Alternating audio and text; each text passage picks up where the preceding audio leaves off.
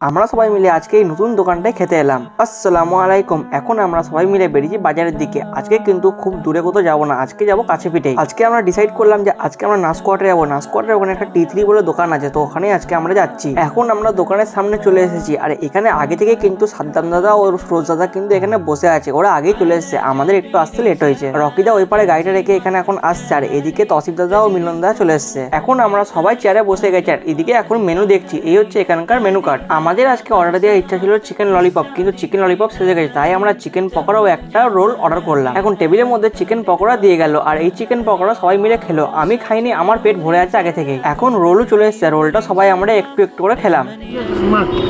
মার মার মার আমার ভিডিও ভালো না আছে, কার লাইট অফ হয়ে গেল।